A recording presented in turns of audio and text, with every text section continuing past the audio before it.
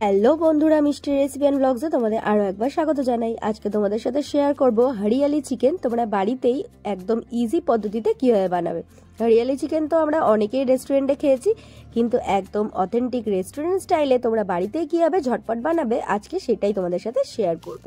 এবারে গ্যাসে কড়াটা বসিয়ে নিয়েছি আর কড়ায় দিয়ে দেবো 1 গ্লাস পরিমাণ জল। জলে কিন্তু কিছুই দেবো না। এবার নিয়ে নেব আমি অনেকটা পরিমাণে পেঁয়াজ কলি কিন্তু মাথাটা দেখো আমি কেটে নিয়েছি। আর খুব ভালো করে কিন্তু এখানে পেঁয়াজ কলিটাকে ভাপিয়ে নেব। এবার নিয়ে নিয়েছি বরফ জল, আর পেঁয়াজ কলিটা কিন্তু তুলে এই বরফ জলেই ডাইরেক্ট দেব, যাতে গ্রিন কালারটা নষ্ট না হয়। সবকটা স্প্রিং অনিয়ন কিন্তু এইভাবেই আমি বরফ জলে দিয়ে নেব। এবার কিছু জিনিস কিন্তু পেস্ট করে নেব, তার জন্য একটা গ্রাইন্ডারের বাটিতে দিয়ে দেবো ওই ভাপিয়ে রাখা পেঁয়াজ কলিটা। তারপরে দিয়ে নিলাম 4টে মতন কাঁচা লঙ্কা।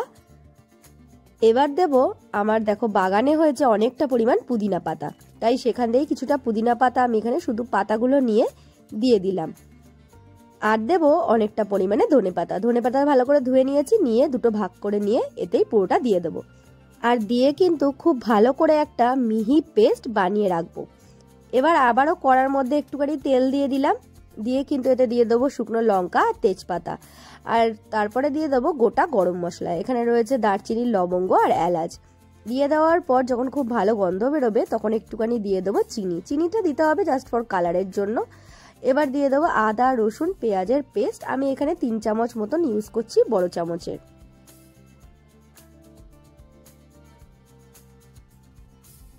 তারপর খুব ভালো করে এটাকে কষিয়ে নেব। যখন ভালোভাবে তেল ছেড়ে আসবে তখন দিয়ে দেবো সামান্য নুন, আর দিয়ে দেবো জিরে গুঁড়ো, আর দেবো ধনে গুঁড়ো।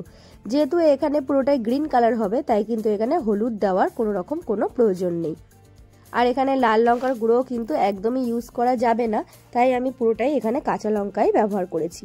এবার মশলার সাইড দিয়ে যখন তেলটা ছেড়ে আসবে তখন দিয়ে দেবো চিকেন। আমি কিন্তু এখানে খুব কম পরিমাণে চিকেন নিয়েছি, এখানে মোটামুটি 300 গ্রামের মতন চিকেন আছে, তাই চিকেনটা দিয়ে কিন্তু খুব ভালো করে আবার একবার কষিয়ে নেব।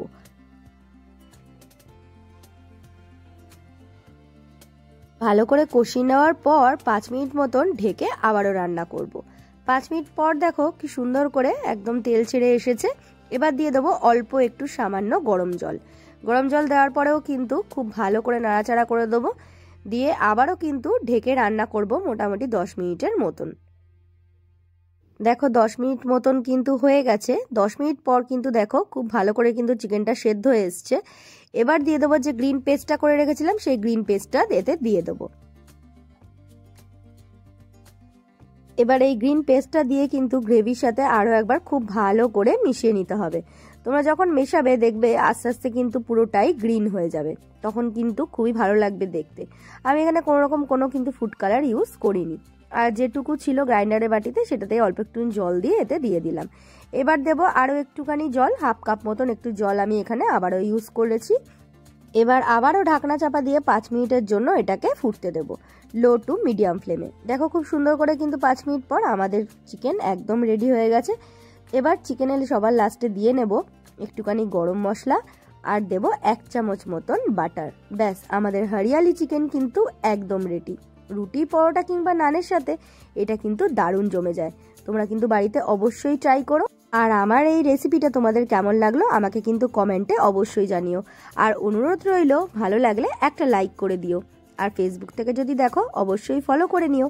আর ইউটিউব থেকে দেখলে অবশ্যই সাবস্ক্রাইব করো। Thanks for watching.